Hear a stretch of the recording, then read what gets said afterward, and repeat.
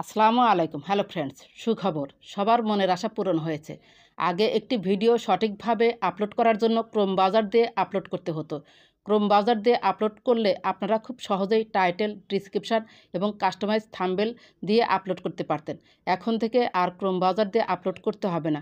Page দিয়েই খুব সহজেই প্রফেশনালভাবে টাইটেল, ডিসক্রিপশান এবং থাম্বনেল দিয়ে ভিডিও আপলোড করতে পারবেন।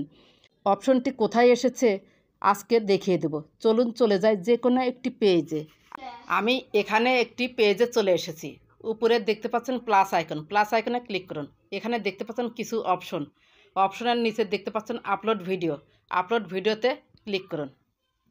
এখান থেকে যে কোনো একটি ভিডিও আপনি সিলেক্ট করে নিন। একটি ভিডিও আমি সিলেক্ট করে নিলাম।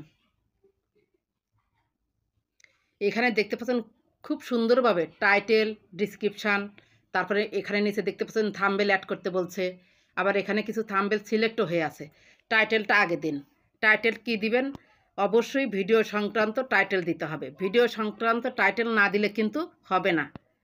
রেল ভ্রমণ, এরপর ডিসক্রিপশান, রেল ভ্রমণ এবং কিছু হ্যাশট্যাগ দিয়ে আমি ফিরে আসছি। এখানে আমি ডিসক্রিপশান দিয়েছি, টাইটেল দিয়েছি, কিছু হ্যাশট্যাগ দিয়েছি। এরপর নিচে দেখতে পাচ্ছেন অ্যাড টাইটেলে ক্লিক করুন। আগেই আপনাকে কাস্টমাইজ করে টাইটেলটা নিতে হবে। আমি একটি টাইটেল তৈরি করে রেখেছি, এটা ক্লিক করলাম। কিন্তু এটা আমি ইউটিউব ভিডিওর জন্য তৈরি করে রেখেছি। ফেসবুকের জন্য থাম্বনেলের রেশিও হবে 1:1 অথবা 4:5। 1:1 এবং 4:5 রেশিওতে আপনাদের থাম্বনেলটা তৈরি করতে হবে। যেহেতু আমার থাম্বনেলটা ইউটিউবের জন্য তৈরি করা হয়েছে, সেজন্য এই থাম্বনেলটা আমি দিতে পারবো না।